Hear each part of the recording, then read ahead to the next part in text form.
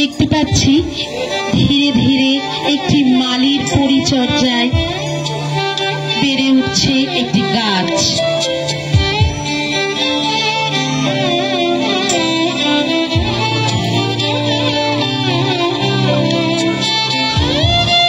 একটি গাছ যা ভবিষ্যতে জন্ম দেবে এক সুন্দর সুস্থ পৃথিবীর।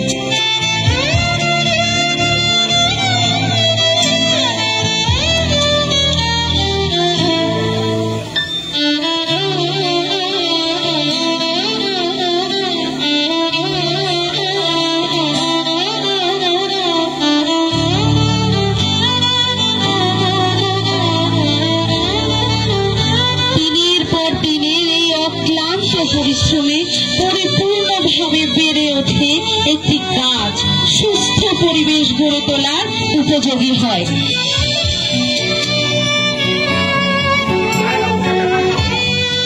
এবার দেখা যাচ্ছে সমাজের সেই নির্মম রূপ, লোভ লালসার কাছে বিকিয়ে দিচ্ছে মনুষ্যত্ব। কিভাবে একজন প্রমোটার কিছু টাকার বিনিময়ে কিনে ফেলছে সমাজের সুস্থ থাকার হাতিয়ার।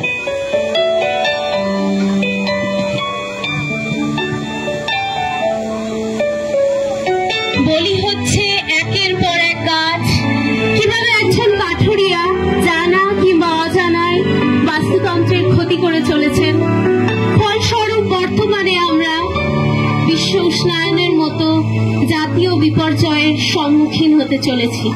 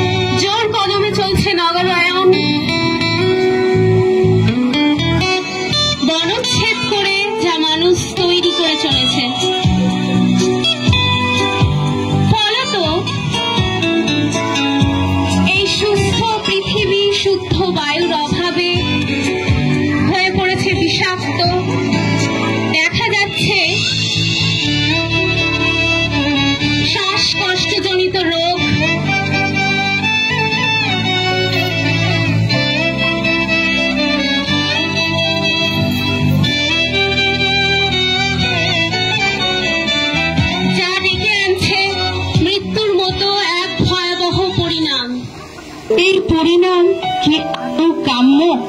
কি দিয়ে যাচ্ছি আমরা আগামী প্রজন্মকে? যেমন করে একটি গাছ একটি প্রাণকে ধরে রাখে, ঠিক সেই রকমই একাধিক গাছ মিলে যে বনাঞ্চল গড়ে ওঠে তা সমগ্র পৃথিবীর মানুষকে ধারণ করে রাখে।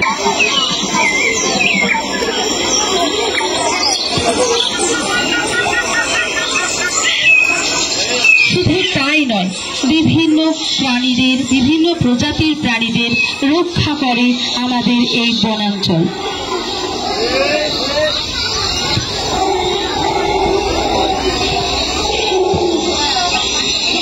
এই অরণ্য প্রকৃতি মাটি, বায়ু, জল বিশুদ্ধ রাখার মাধ্যমে আমাদের জীবন ধারণে সাহায্য করে। বন্য পশুরাও নির্ভয়ে এবং আনন্দে বাঁচে।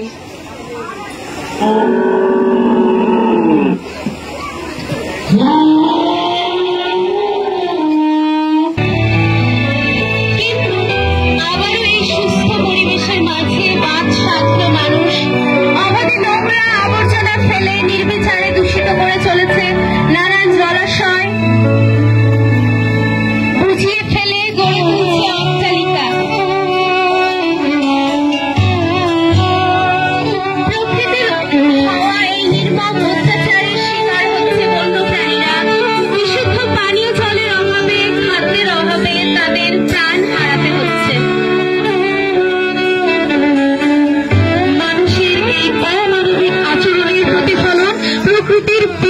আচরণে দেখা যায়।